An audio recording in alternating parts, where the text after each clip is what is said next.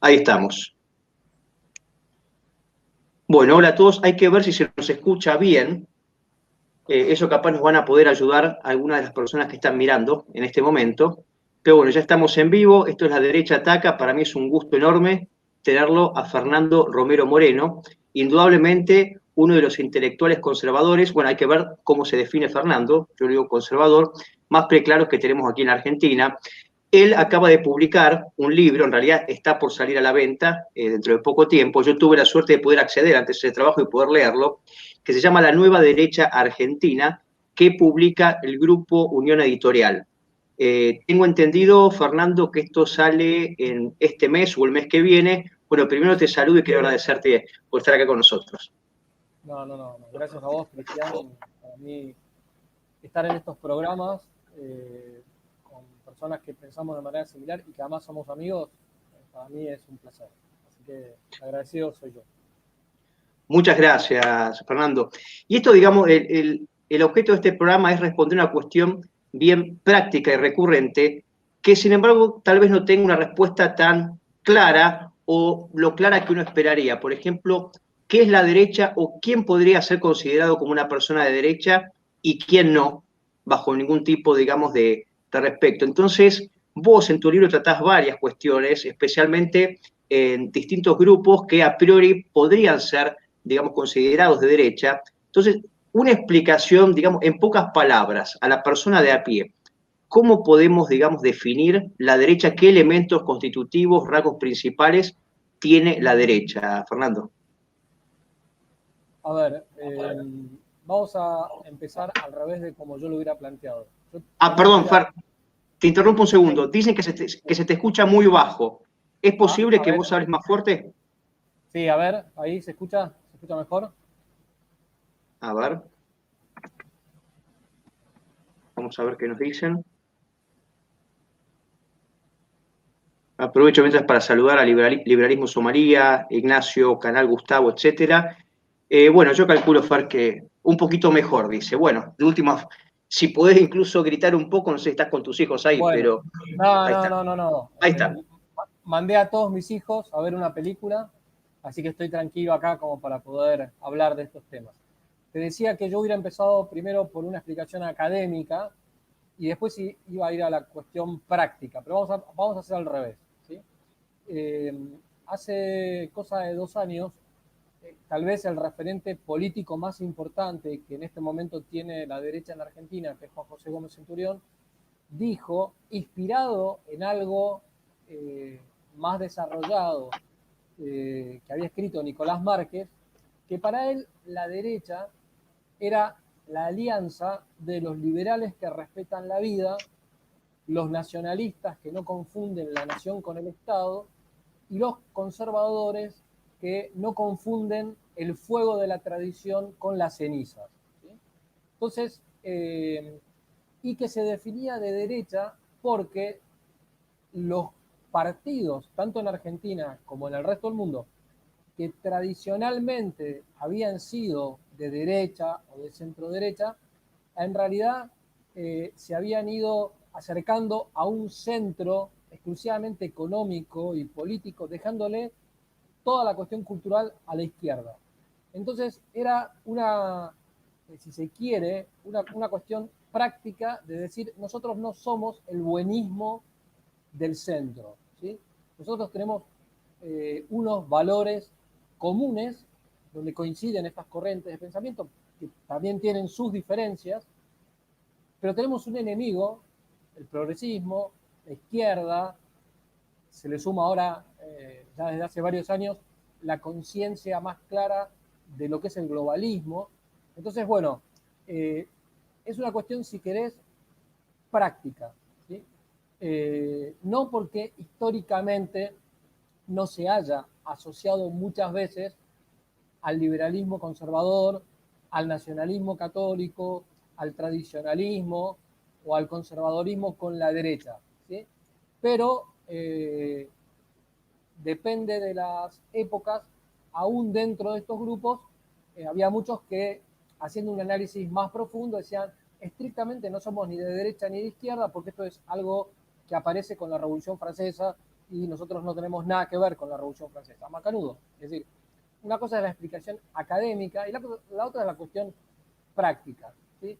En este momento, cuando uno habla de Trump, o de Bolsonaro, o de Vox, o de Orbán, o de Marion Maréchal Le Pen, etc., ¿qué es lo que se dice? Bueno, no sé, la ola conservadora antiglobalista, el populismo conservador, la nueva derecha. Macanudo. Listo. Es un nombre como para referenciarnos de alguna manera, distinguirnos del buenismo que supuso en su momento el Partido Popular en España, los sectores, digamos, más moderados del Partido Republicano en Estados Unidos, etcétera, etcétera, y posicionarnos claramente frente a la izquierda. Eso el otro día lo decía Nicolás en un programa con mucha claridad. O sea, nosotros, si hay un enemigo con el que no tenemos nada en común y que tenemos que combatir, es la izquierda. La izquierda que va desde ese liberalismo de izquierda, o los liber progres, o los sectores socialdemócratas, hasta el Sí. marxismo más duro. Digamos, ¿no? Fer, perdón, ¿puedes hablar? Perdón que te insista con esto siempre y cuando te sea posible. Me siguen diciendo que se te escucha bajo y estás diciendo realmente cosas muy valiosas. Si es posible hablar un poquito más alto, lamento este problema que tenés ahí. Bueno, Eh, sí, en esto que decías, perdón que te interrumpa un segundo, viene a colación de sí, lo que decís, creo que era Carlos Manuel Acuña, que decía que por el centro penetra justamente la izquierda, ¿verdad? O sea que exactamente. así que a veces hay que tener más cuidado al centro que, digamos, a la izquierda más visible. Es que la izquierda es muy visible, muy clara. ¿Eh? Por supuesto, ellos también tienen sus corrientes, sus divisiones, pero han ido avanzando porque algunos objetivos en común eh, los unen en ese combate. Haces bien en mencionarlo a Carlos Manuel porque ha sido un referente importante, sobre todo en la época en la que yo empecé a militar en política, en la época de Alfonsín. Leerlo a Carlos Manuel era algo habitual, ¿sí? Y es alguien a quien siempre hay que recordar por lo que significó, por los libros que dejó y por su misma experiencia de justamente manejarse con esta libertad. Él era un conservador, ¿sí? Se definía como conservador, si no recuerdo mal estaba afiliado al Partido Conservador, pero sin embargo tenía muy buena relación con nacionalistas y con liberales al mismo tiempo, y en aquella época sucedió algo parecido a lo que pasa ahora. Muchos aceptamos que estábamos unidos en una trinchera común en ese momento frente al alfonsinismo. ¿Sí? Bueno, esto se vuelve a repetir ahora, solamente que agravado, ¿no? Porque la situación después de 35 años es muchísimo peor. Claro. Y de algún modo vos estás mencionando la nueva derecha, Fer. Mucha gente me menciona la nueva derecha, esta francesa, de fines de los 60, comienzos de los 70, de Alain de Benoit, pero esa nueva derecha en realidad, digamos, hace una crítica bastante importante al cristianismo y es neopagana. O sea, me parece que no tiene nada que ver para que la gente no confunda esa nueva derecha de Alain de Benoit con, digamos, esta nueva derecha que de algún modo u otro se está conformando ahora, ¿no? De un modo espontáneo. Sí, la Nouvelle Droit, primero, ellos a sí mismos no se pusieron esa etiqueta, se la pusieron quienes no comparten sus ideas, pero se popularizó como la Nouvelle Droit. ¿Sí? Por supuesto que tiene cosas interesantes, hay autores, o sea, el mismo Alain de Benoit o Raspail, que por supuesto aportan cosas que son interesantes, pero efectivamente tienen una visión pagana y muy anticristiana. De hecho, acusan al cristianismo de ser la causa de la modernidad, del Claro. liberalismo, del socialismo, etcétera, etcétera. Entonces nosotros, en ese sentido, no tenemos nada que ver con esa nueva derecha. Ahora, en España hay un sector que sigue, de alguna manera, en parte, a Alain de Benoit y a la Nouvelle Droit francesa, pero son católicos, es decir, que le quitan todo ese componente anticristiano. Me estoy refiriendo a la gente de la página web El Manifiesto, ¿sí? Fernando Paz, bueno, ahora se me fue el nombre de periodista que tiene un parche. Esparza. José Javier Esparza, Sí. Fluger, en fin, Sí. esa gente es muy afín a nuestro modo de pensar, por lo menos al mío, ¿sí? Y sí, tienen una cierta relación con la Nouvelle Droit, pero son católicos y reivindican la cristiandad y la tradición católica. Así que sí, con la nueva derecha francesa es poco lo que nos une, independientemente de que, como sucede con cualquier corriente seria, siempre haya algo que se les puede rescatar, ¿no? Indudablemente. Vos fíjate que siempre hay corrientes que responden. Bueno, tenemos ilustración, vos creo que lo tratás en tu libro a Edmund Burke. Tenemos después, no sé, a mí se me ocurre, bueno, después los tenemos a Donoso Cortés en el siglo XIX, ¿no? Respondiendo a la ilustración, Joseph de Maistre.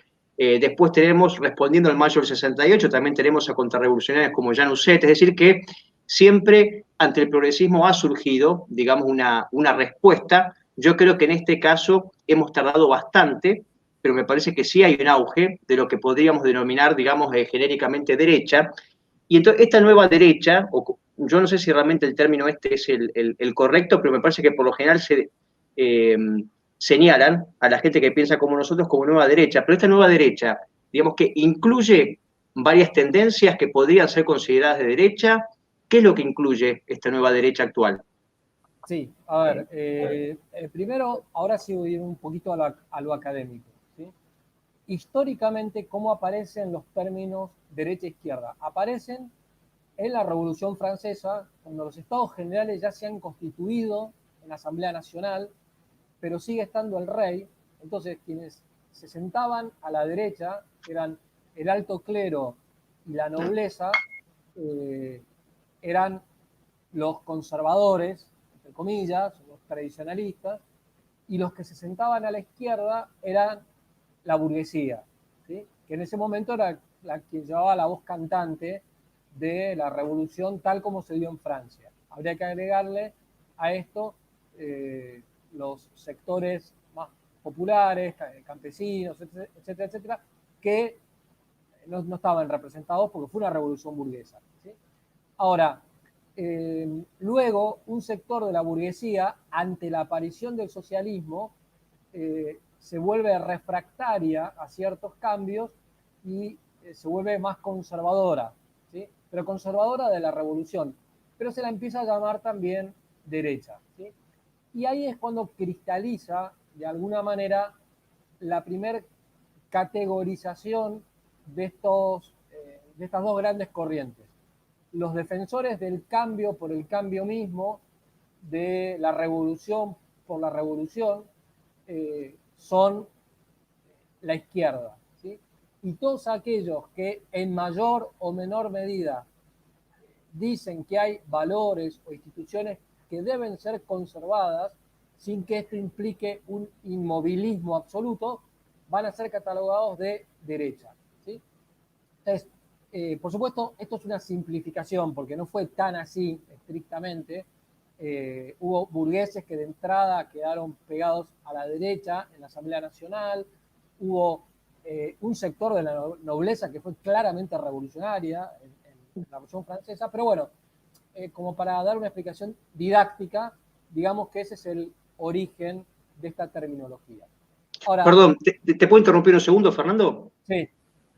También me parece que se acentúa un poco esta ruptura y esta distinción tan más clara entre izquierda y derecha en el periodo de restauración. Que ellos llaman periodo de restauración cuando terminan las campañas cuando se terminan las campañas napoleónicas y surge una reacción conservadora, ya se empieza a referir a la gente que es, digamos, que apoya abiertamente el cristianismo, la Iglesia Católica y la monarquía como contrarrevolucionarios, y ya se los va poniendo del lado derecho y del otro lado, por supuesto, los liberales, antimonárquicos, anticristianos. Pero hay mucha gente que dice que en realidad esta distinción, si bien comienza aquí en la Asamblea, en esta Asamblea que vos mencionás, que creo que es en cuestión a las atribuciones que tendría el rey de veto, ¿no?, para la Constitución que se venía, pero parece que ya después, perdón, se me abrió la ventana, a partir de ese periodo de restauración, luego de las campañas napoleónicas, ya queda muy claro digamos, los bandos, ¿no? Contrarrevolucionario, derecha, y liberales, izquierda. No sé si me equivoco, pero también había un poco leído algo de eso.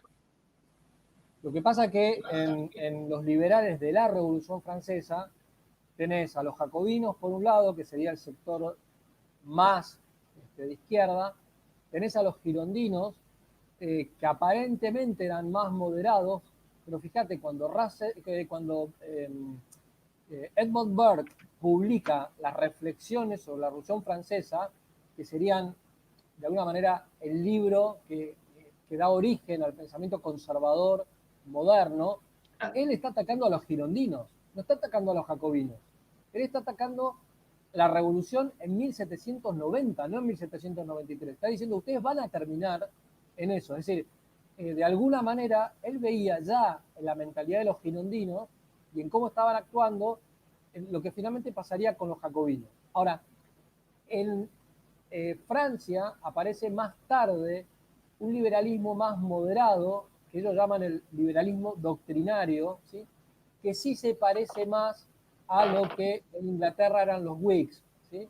Los defensores del Parlamento frente al absolutismo monárquico, pero que no necesariamente eran culturalmente progresistas, ¿sí? Burke era un Whig, ¿sí? Un Old Whig en realidad, de los viejos Whigs, que defendían la importancia del Parlamento y las libertades llamadas inglesas, o lo que llamaríamos los derechos individuales, pero no elaborados en una carta magna de laboratorio, sino las libertades que se habían ido de alguna manera reconociendo en un determinado contexto histórico, cultural, territorial incluso, a lo largo de 800 años, o sea, de la época de Juan Sin Tierra. Es decir, las libertades que defiende Edmund Burke son las que están en el common law. Claro. Se le puede sumar a eso el Bill of Rights, pero digamos, no solamente defiende eso. Por eso le ataca la Declaración de Derechos del Hombre de la Revolución Francesa, por ser una declaración de derechos abstracta, sin ningún tipo de límites, utópica, etcétera, etcétera. Entonces, en el medio, en Francia va a haber un sector liberal más conservador. Eso, digamos, de todas maneras, a Francia le costó prácticamente 200 años conseguir una estabilidad política. Recién la consiguen con la Quinta República, con De Gaulle, ¿sí? O sea, en Francia el enfrentamiento fue muy fuerte. En cambio, en Estados Unidos, que por supuesto tiene cosas en común la Revolución Norteamericana con la Revolución Francesa, sin embargo, los padres fundadores de Estados Unidos eran más liberales, culturalmente conservadores, ¿sí? Claro. No tanto Franklin, por ejemplo, que era más progresista, pero sí John Adams, ¿sí? O Hamilton, etc. Es decir, ese liberalismo conservador va a terminar asociado de alguna manera a la derecha porque los valores que defienden, la religión, la familia, la descentralización política, etcétera, de alguna manera los acerca al tradicionalismo.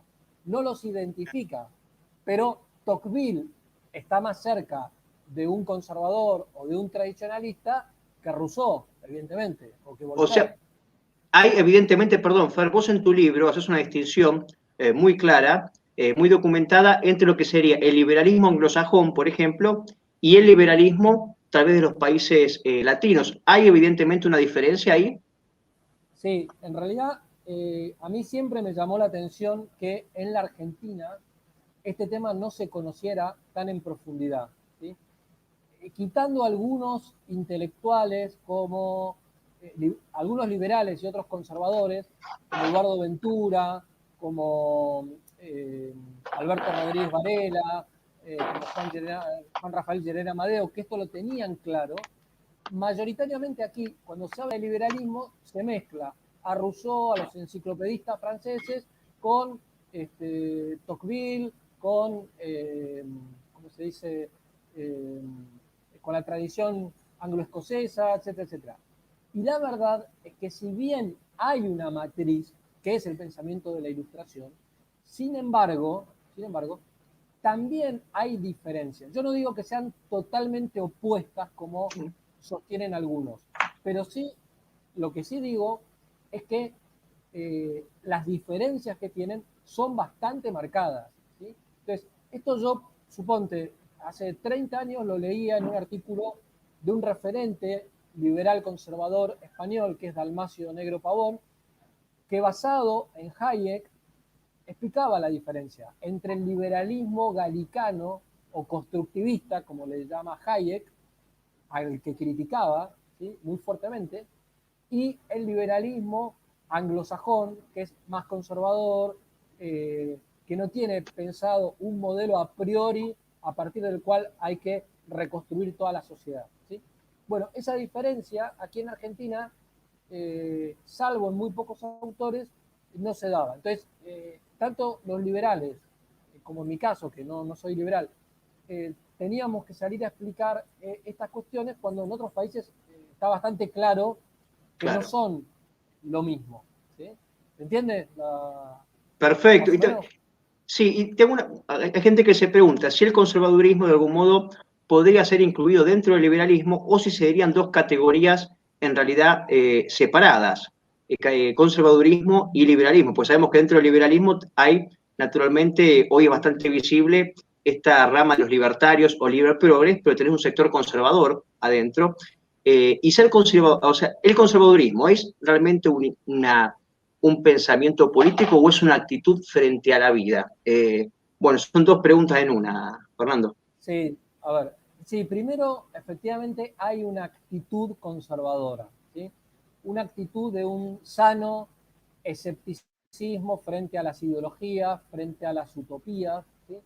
Hay un sano empirismo en el sentido de eh, cuestiones que pasan por lo prudencial, no convertirlas en dogmáticas, ¿sí? Por ejemplo, ¿somos proteccionistas o somos librecambistas?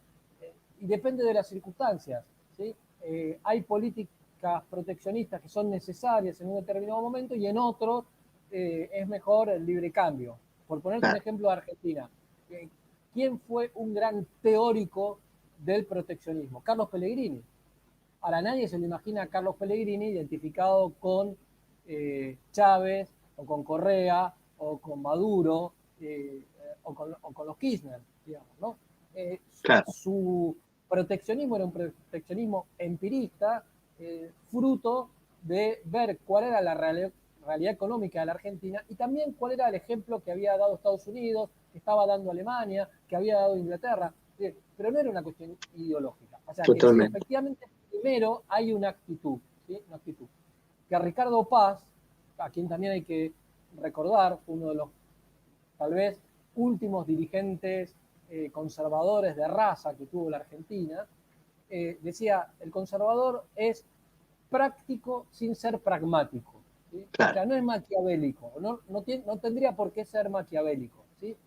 Pero no es un utopista, no está pensando en política en términos ideológicos. Y lo ideológico se puede dar en el liberalismo, se puede dar en el socialismo, pero también se puede dar en el nacionalismo y se puede dar en el tradicionalismo. O sea, tenés tradicionalistas que son ideológicos, ¿sí? Por ejemplo, que te dicen, no, es que en la Argentina hay que defender la monarquía. ¿Sí? Bueno, a ver, macanudo, podemos analizar en tesis cuál es la mejor forma de gobierno. Y yo te voy a decir mi opinión personal, yo creo que en tesis, si se dieran ciertas circunstancias, la monarquía es la mejor forma de gobierno. Por supuesto, la monarquía tradicional, no la monarquía absoluta ni la monarquía constitucional. Ahora, ¿se dan esas condiciones en la Argentina? No, hoy no se dan y ya no se dan desde hace 200 años. Entonces, pretender llevar al debate público claro, este asunto, claro. o decir yo no me comprometo con la política porque mientras no restauremos la monarquía, eso es hacer tradicionalismo ideológico. ¿Sí? O sea que Entonces, tiene que haber una dosis de realismo, ¿verdad? exactamente. Entonces, en el pensamiento conservador, efectivamente hay una actitud de realismo, ¿sí? De sano empirismo. Ahora, Perfecto. después se ha atribuido a Edmund Burke la paternidad de lo que se ha llamado el pensamiento conservador, distinguiéndolo por un lado del tradicionalismo y por el otro lado del liberalismo clásico. ¿Sí? Él efectivamente pertenecía al partido Whig, que diríamos hoy era el partido liberal. El partido más conservador era el partido Tory. Pero él terminó enfrentándose a los Whigs más progresistas y al final se terminó saliendo del partido Whig. ¿Sí? Y cuando uno lee la obra de Edmund Burke, ve que lo que prevalece en su modo de pensar no es la defensa de la libertad individual, como plantean los liberales clásicos, ni tampoco, por supuesto, hay el menor atisbo de defensa del absolutismo o de una mentalidad colectivista. ¿Sí? Entonces, efectivamente, su pensamiento es un pensamiento que queda equidistante, si se quiere, de ese liberalismo individualista y del colectivismo. Ahora, eh, después, quienes lo siguieron a Edmund Burke, lo siguieron en distintas tradiciones. Es decir, Burke influye en los contrarrevolucionarios, ¿sí? En de Maistre, en Bonal, en Menéndez y Pelayo, o sea, influye. ¿Sí? ¿Por qué? Porque fue el primer gran crítico de la revolución y muchos tomaron esas ideas. Por eso hay quienes lo presentan a Burke como si fuera un contrarrevolucionario más. Tal vez vos te acordarás hace unos años un libro que escribió el padre Sáenz dentro de su historia de la iglesia, La nave y las tempestades. Cuando se dedica a la Revolución Francesa, le dedica 2 libros. Y uno de los libros se llaman 4 autores contrarrevolucionarios: Burke, de Maistre, Bonal y Rivarol. ¿Sí? Bueno, otros, Hayek, por ejemplo, lo tiene a Burke como un liberal clásico y muchos liberales en la línea de Hayek lo reivindican a Burke como propia tropa, digamos, ¿no? Entonces, mi opinión personal, por supuesto esto es muy debatible, es que en la realidad Burke da origen, a pesar de sí mismo, de su militancia partidaria en Inglaterra, él da origen a algo que es distinto al tradicionalismo, aunque tiene muchos aspectos en común, y es distinto al liberalismo clásico. ¿Sí? Entonces, ahí entra toda esa gran tradición de pensamiento conservador, donde algunos estarán más cerca del tradicionalismo. Estoy pensando, por ejemplo, en Russell Kirk, uno de los padres fundadores del conservadorismo norteamericano, ¿sí? Y otros estarán más cerca del liberalismo, ¿sí? Como podría ser el caso de Tocqueville, ¿sí? Que tiene elementos conservadores, pero que fundamentalmente es un autor liberal. ¿Sí? Pero en ambos, de alguna manera, se da esta ambivalencia.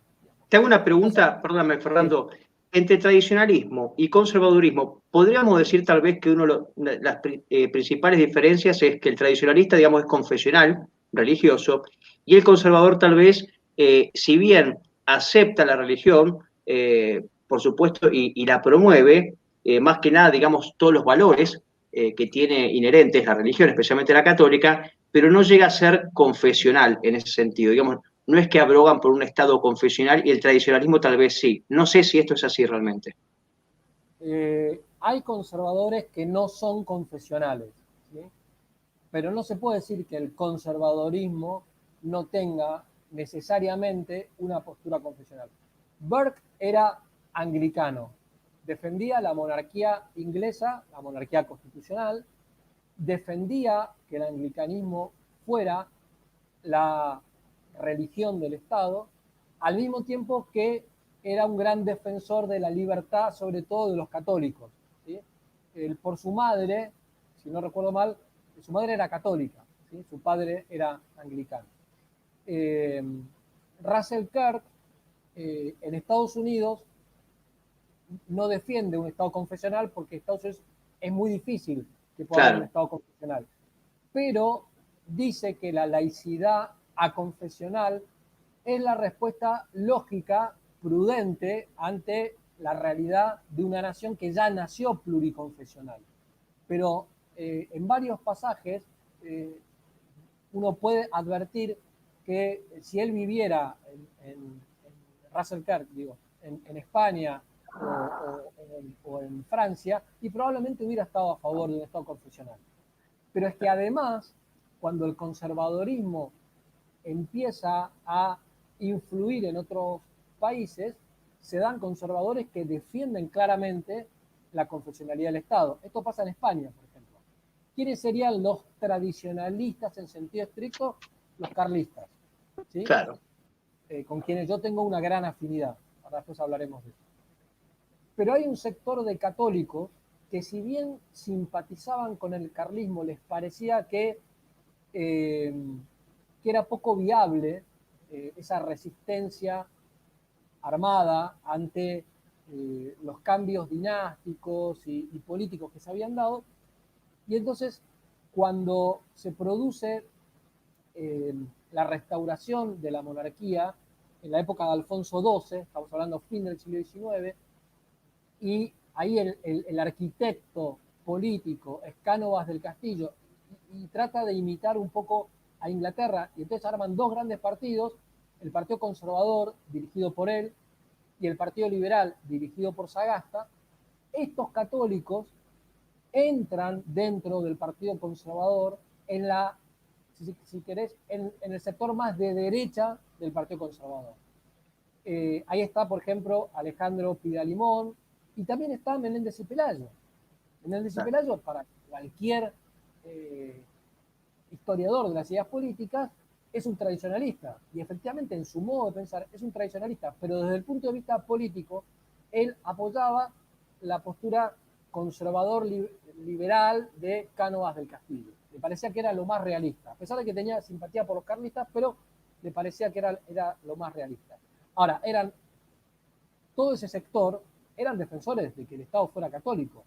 De hecho, aún apoyándolo a Cánovas del Castillo, en un momento se distancian, no se pelean, pero se distancian. ¿Por qué? Porque cuando se sanciona la Constitución de 1876, que es la que va a durar hasta el año 1931, se mantiene la religión católica como religión del Estado, pero se incorpora la libertad de cultos. Y ellos consideraban que España mayoritariamente era católica y que por tanto se podía defender todavía la unidad católica de España desde el punto de vista político. Y entonces ahí tienen una diferencia con Cánovas, pero son conservadores. Es más, el partido se llamaba Conservador Liberal y ellos militaban en ese partido, pero eran defensores de la confesionalidad del Estado. Y de esa línea, ¿sí?, de esa línea de pensamiento van a salir después Ramiro de Maeztu, va a salir Eugenio Vegas Latapié, José Calvo Sotelo, es decir, hombres que tienen que ver con el tradicionalismo de alguna manera en España, pero es un tradicionalismo dinásticamente liberal, ¿sí? O sea, no apoyan a la dinastía que defienden los carlistas, sino que aceptan la dinastía que de hecho está vigente. Bueno, y el precedente de esto está en Donoso Cortés, y de alguna manera en Balmes. O sea que son todos autores que en general se los tiene por tradicionalistas, y en cierta manera lo son, pero de alguna manera hicieron ciertas concesiones a instituciones liberales, sin poner en riesgo la ortodoxia católica. ¿No? Entiendo. Entonces, yo, por una cuestión didáctica, lo que suelo decir, por supuesto que en ciencias sociales estas generalizaciones requieren luego hacer excepciones, pero yo lo que digo es que un conservador es alguien que defiende los valores tradicionales, aunque eso lo haga aceptando ciertas instituciones del liberalismo clásico, ¿sí? Aceptando, por ejemplo, la monarquía o la república constitucional, aceptando la división de poderes, aceptando la economía de mercado, aceptando el control de constitucionalidad, etcétera, etcétera. ¿No? Entonces, bueno, creo que eso es lo que explica que en general quienes están dentro de esta tradición de alguna manera estén como a caballo entre tradicionalistas y liberales. Pero además, y con esto cierro, a veces se habla de conservadorismo, no tanto para referirse a esta tradición política, sino a un espacio político donde quienes están integrados son en algunos casos tradicionalistas, en otros casos conservadores propiamente dichos y también liberales clásicos. Esto es lo que pasa en Estados Unidos. Cuando uno en Estados Unidos dice los conservadores, ¿y quiénes son los conservadores? Son los paleolibertarios, son los tradicionalistas, son los paleoconservadores y son los liberales clásicos, ¿sí? Es decir, ellos se consideran... Hayek escribió un famoso artículo, ¿por qué no soy conservador? ¿Sí? Sí. Pero tenía una muy buena relación con Russell Kirk, ¿sí? Y efectivamente no era conservador en sentido doctrinal, pero sí estaba dentro del movimiento político conservador en contra de lo que en Estados Unidos se llaman los liberals, que serían los progresistas, ¿sí? La socialdemocracia. Socialdemocracia. ¿Se entiende? Sí, sí, perfecto. Pero incluso, Fernando, me parece que hay cercanía, digamos, tuvimos que hacer una extensión entre, yo creo que por muchos momentos estuvieron, digamos, bastante cercanos, tanto nacionalistas como conservadores. Si bien es cierto que no todo nacionalista es conservador, porque hemos visto que hay varias variantes, de no sé, tenés un nacionalismo más de izquierda, que no es tan conservador, tenés un nacionalismo conservador, y después tenés también conservadores, sectores que son más patriotas, que le dan, digamos, una importancia mayor al sentido patriótico. O sea, podría decirse que hay nacionalistas conservadores, no tan conservadores, y conservadores que son más patriotas. Bueno, hay gente que hace una distinción entre patriotismo y nacionalismo. Yo no sé si realmente existe una distinción, digamos, de importancia con respecto a estas dos categorías.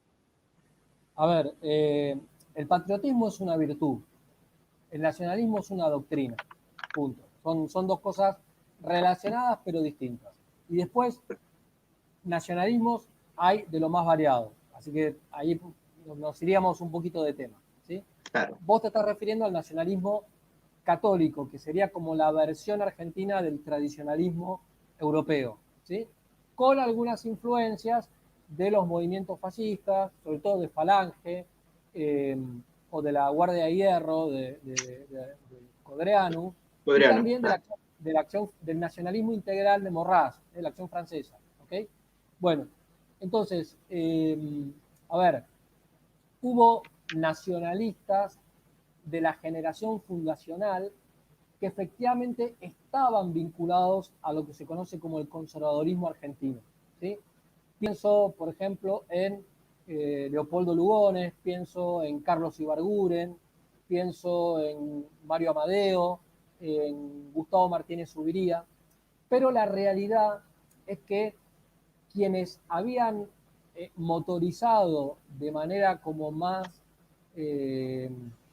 con más ímpetu la formación del nacionalismo, los Irasusta, Ernesto Palacio, Escurra Medrano, César Pico, etcétera, etcétera, y después Enrique Osés, Juan Queraltó, ante una serie, digamos, de circunstancias económicas, políticas, geopolíticas, etcétera, que ahora no viene al caso comentarlas, no se sentían referenciados en ese conservadorismo, fueron marcando una distancia cada vez mayor y sobre todo fueron acentuando el carácter revolucionario del nacionalismo, pero no revolucionario en el sentido de la revolución anticristiana, sino revolucionario respecto de lo que ellos consideraban el régimen.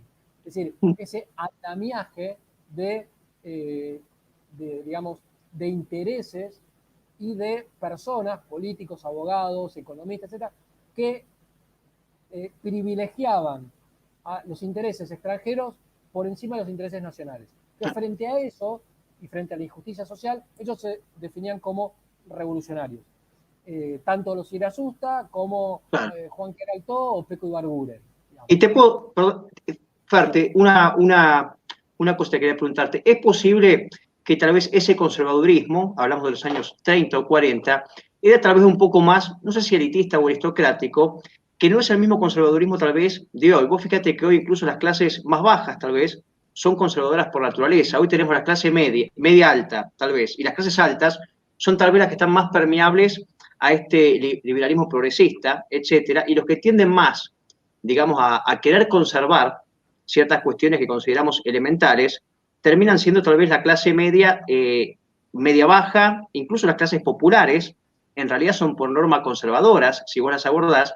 Entonces, de algún modo, este conservadurismo actual, decime si me equivoco, no es tal vez el mismo, porque yo creo que hay, me parece que hay un prejuicio con el conservadurismo, incluso de parte de muchos nacionalistas, y yo soy nacionalista, creo que hay un prejuicio que la gente ya asocia automáticamente al conservador con un tipo, un aristócrata, digamos, anti, digamos, social, es decir, anti cualquier tipo de justicia o reparación social, y sin embargo el conservadurismo es mucho más que eso, me parece. No sé si está de acuerdo, Per. Sí. Yo aclaro, para los que no me conocen y porque alguna referencia hiciste al principio, yo también me considero nacionalista.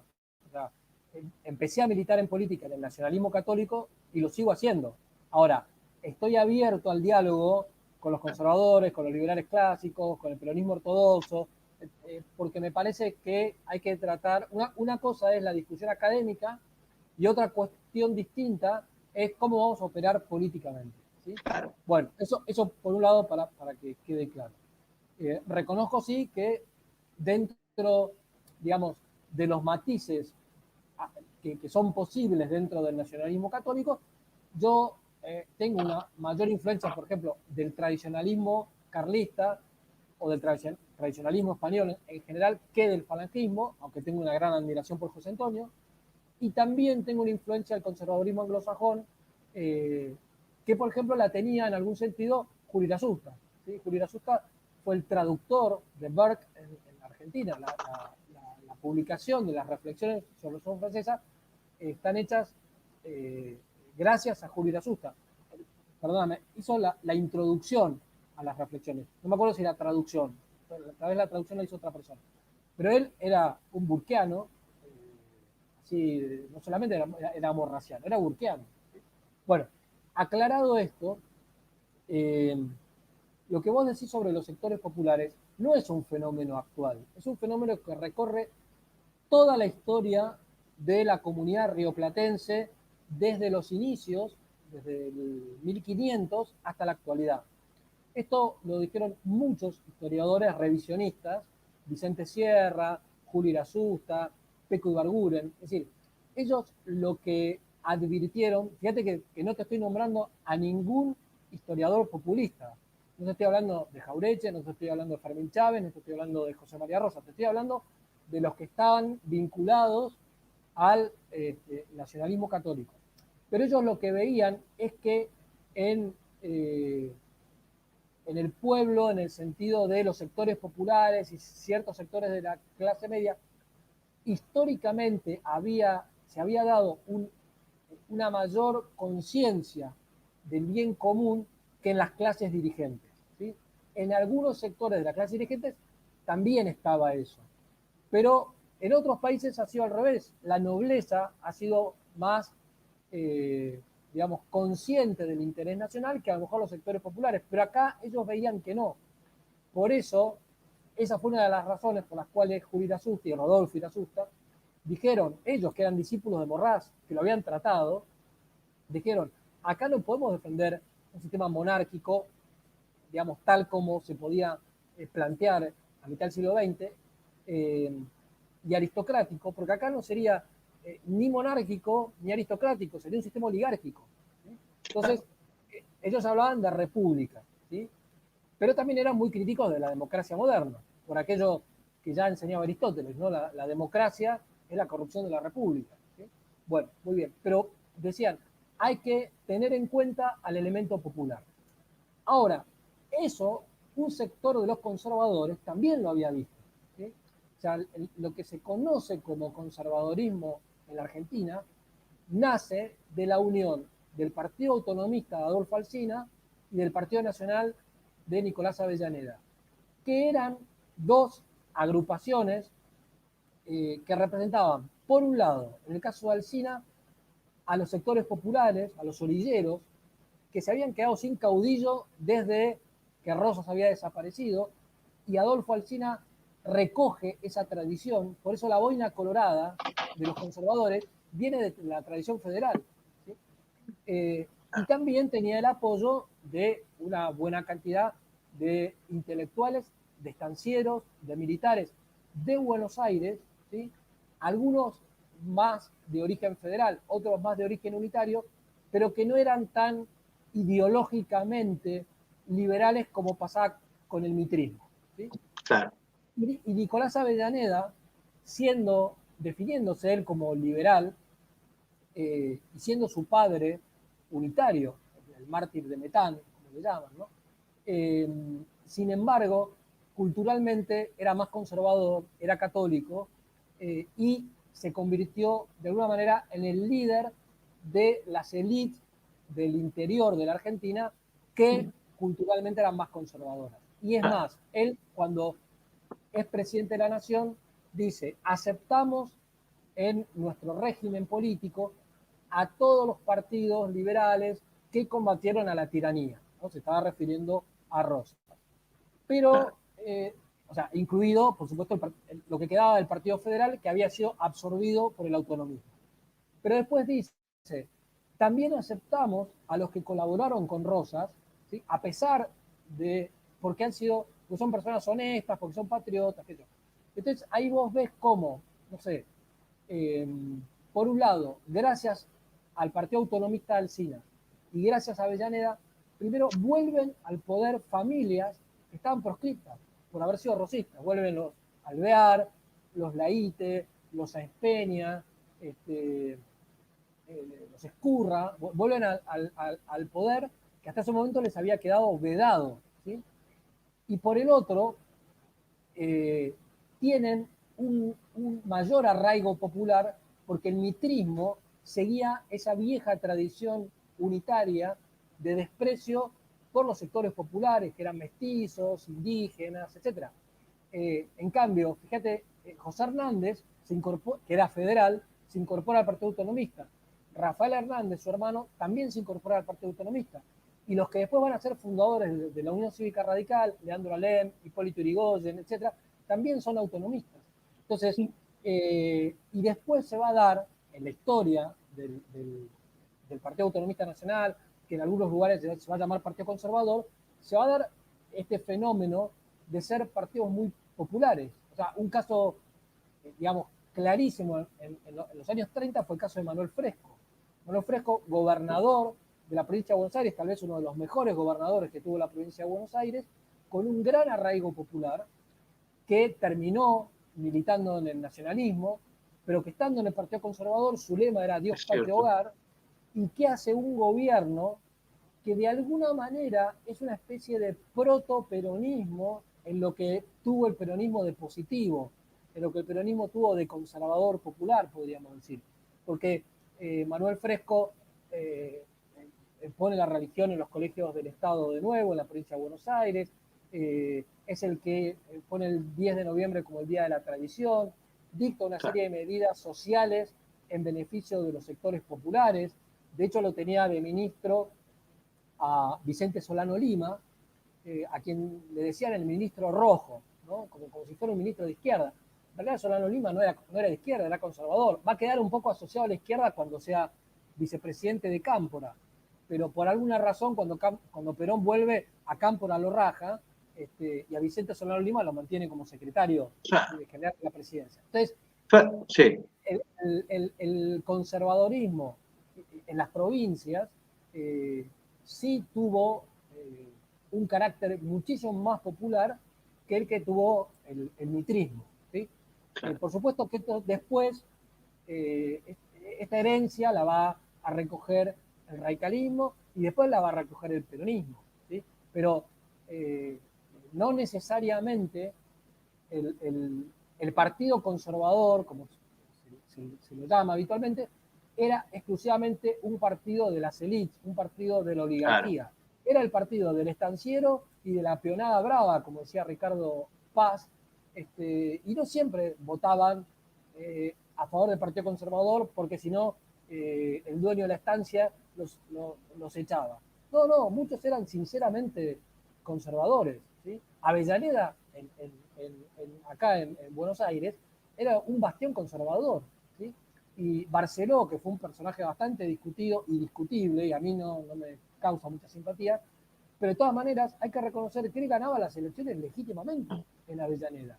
¿Y quién se llevó todo ese capital político? Se lo llevó el peronismo, no se lo llevó el radicalismo, ¿sí? Se lo llevó el peronismo. Así que Y, hay que desmitificar un poquito esto, pero está muy bueno. de la no Perdón, popularidad de los claro, conservadores. de los conservadores.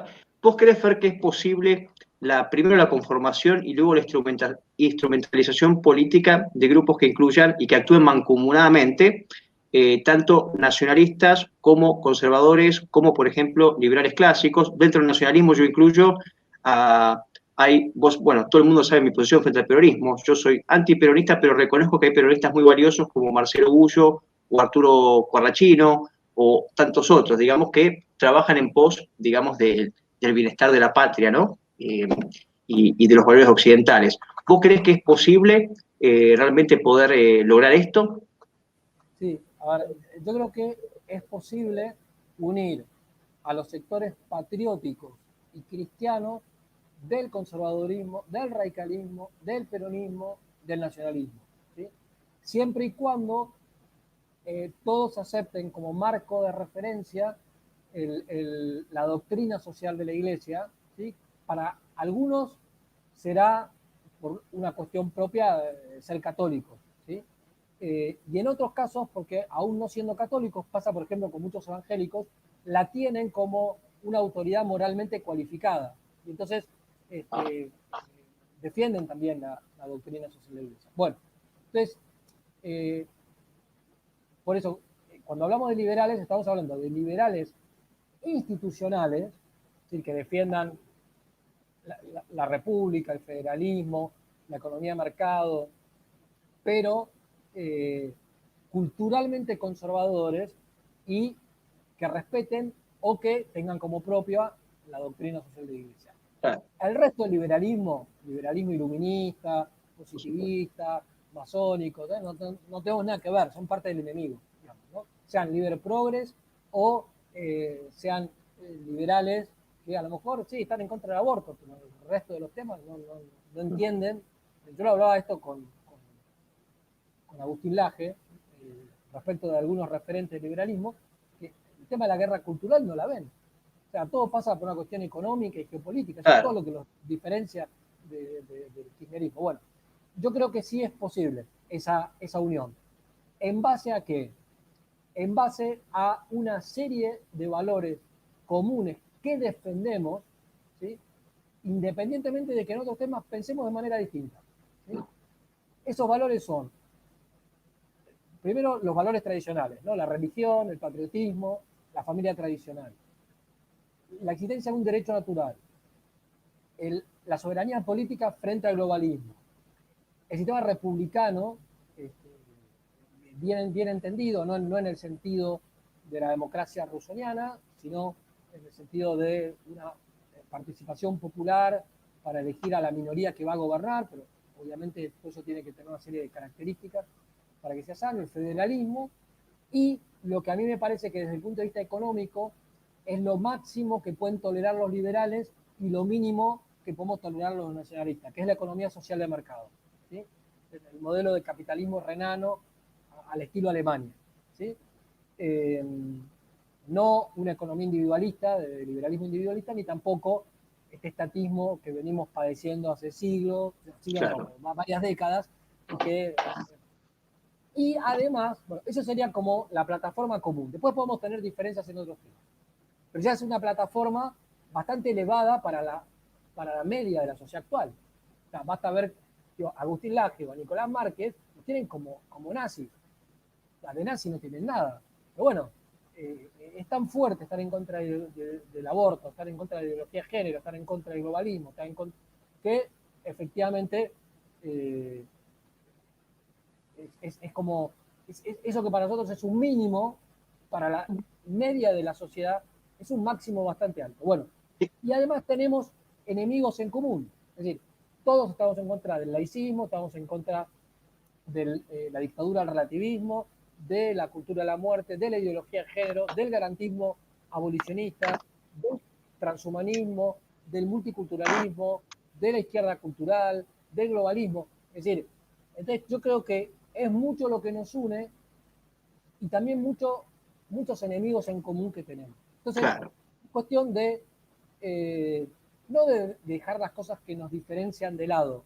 Esas las podemos seguir debatiendo en la academia digamos, o en un programa como este, o en los libros que escribamos, o en un asado, ¿sí? Macanudo.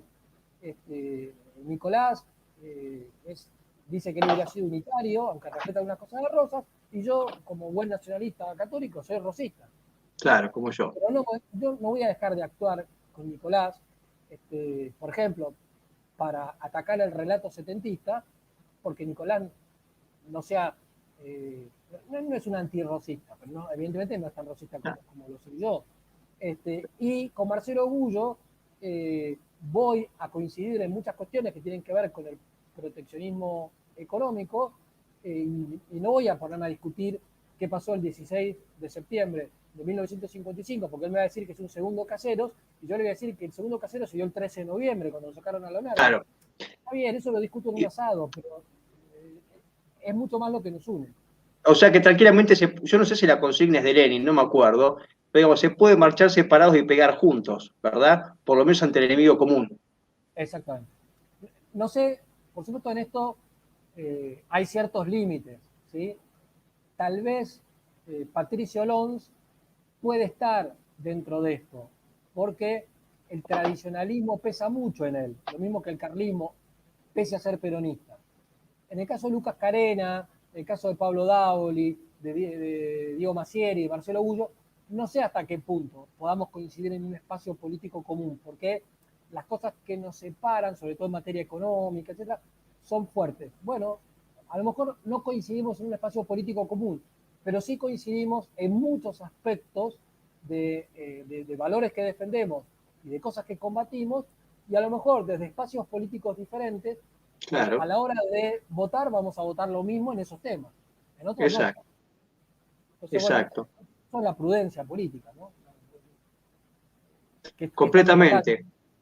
Y decime una cosa, aparte te hago la última pregunta, ya vamos 58 minutos. ¿Vos crees que esta nueva derecha, o lo que podríamos llamar nueva derecha, esta reacción ante el progresismo, ha llegado realmente para quedarse con el fenómeno Trump, que le acaban de robar las elecciones, Bolsonaro, también el éxito que están teniendo Agustín Nicolás y tantos otros, digamos, referentes por lo menos del antiprogresismo? ¿Vos crees que esto llegó realmente para quedarse y se va a ir, digamos, afianzando y se va a ir, digamos, eh, vitalizando más, se va a ir fortaleciendo más esta corriente de reacción? A ver, partiendo de que el hombre es un ser libre, no podemos hacer futurología respecto a si esto va a seguir o no va a seguir. Va a depender mucho de la libertad de las personas, por un lado. Así que no sé, yo espero que sí, ¿sí?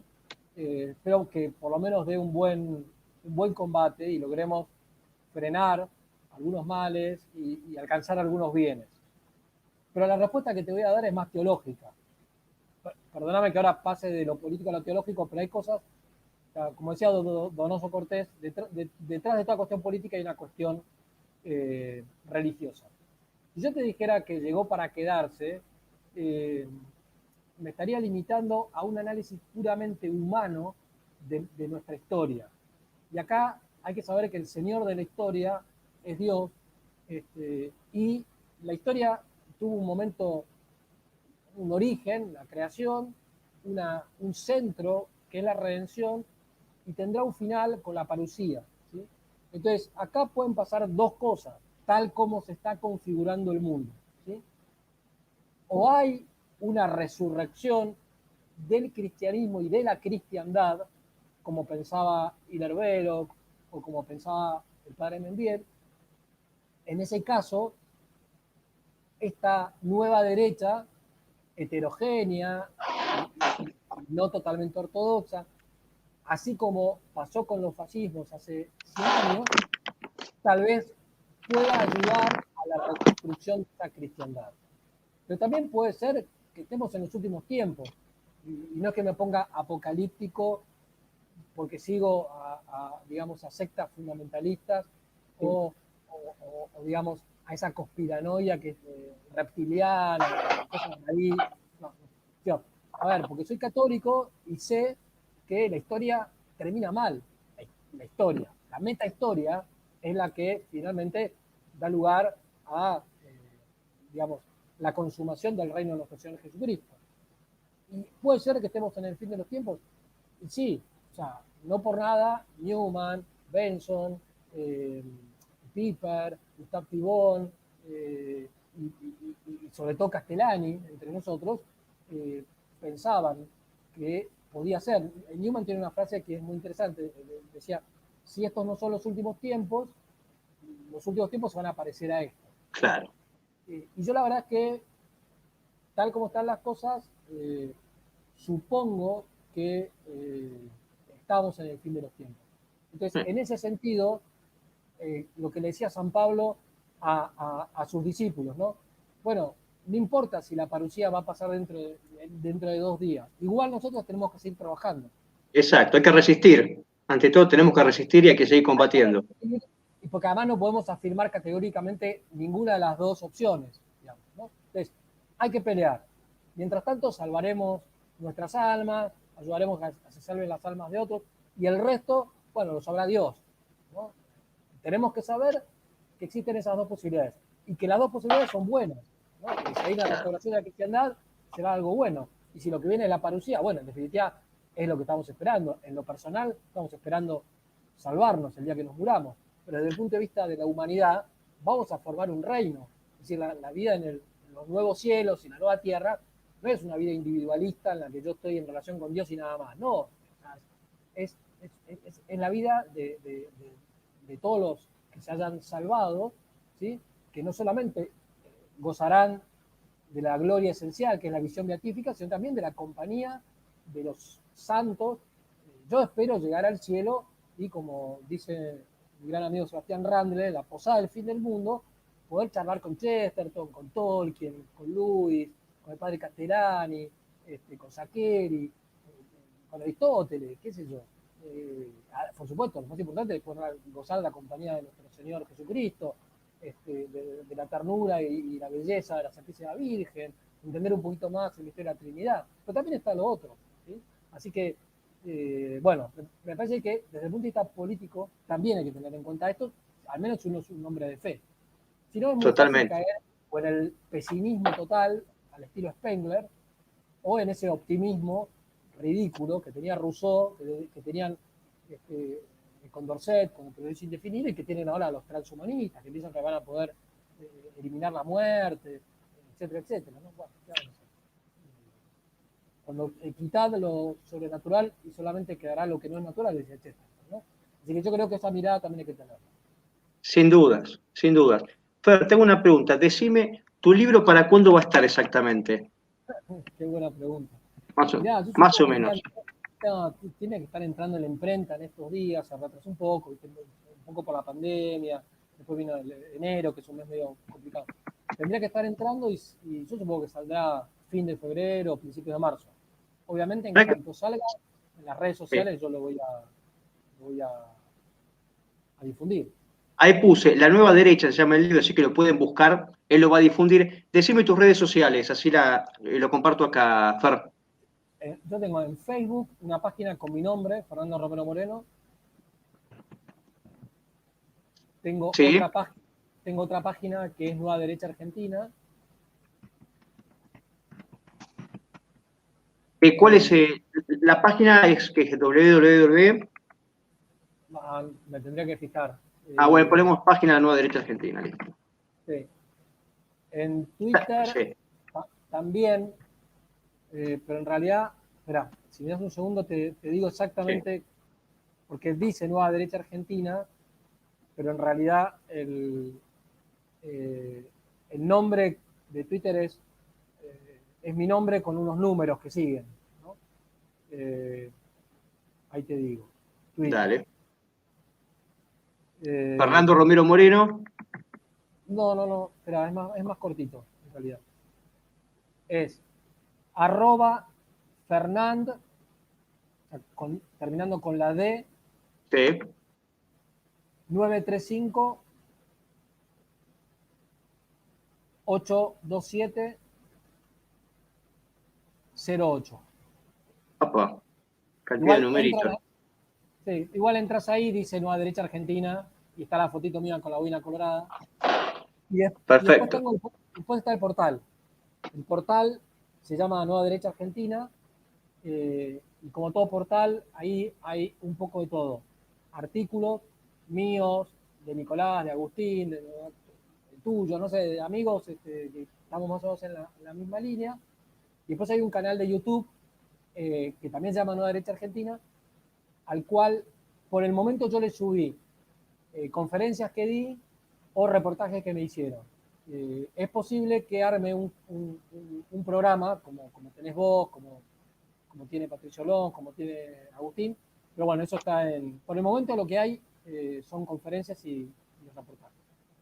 Perfecto. Fer, ¿puedo adelantar algunas cosas de tu prólogo para que la gente sepa todas las cuestiones que hay? Sí, sí. No, los títulos.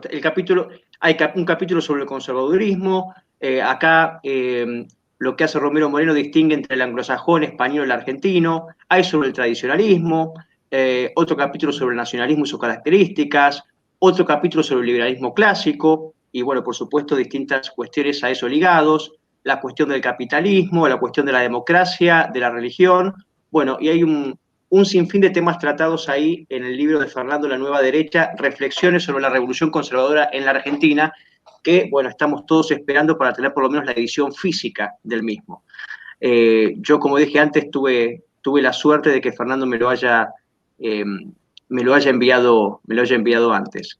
Así que, bueno, Fer, para mí realmente ha sido un gusto. Digo que he aprendido muchísimo. Hay incluso cuestiones en las que quiero ahora ahondar y bueno, después cuando termine de hablar con vos voy a empezar a buscar para, bueno, un poco ir, digamos, teniendo más conocimientos sobre algunas cuestiones específicas. Así que para mí ha sido realmente un gusto tenerte acá, Fer, bueno, y ojalá pronto podamos hacer otro programa.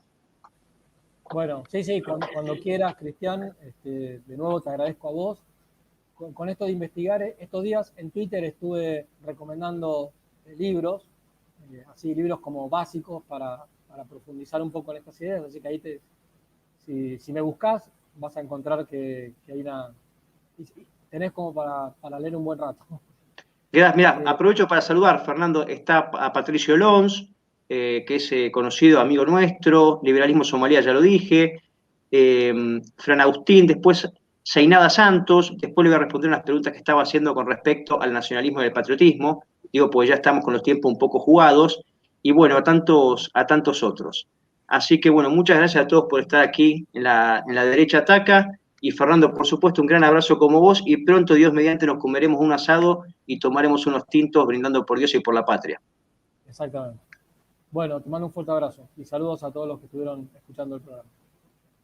Nos vemos, Fer, hasta luego. Gracias a todos.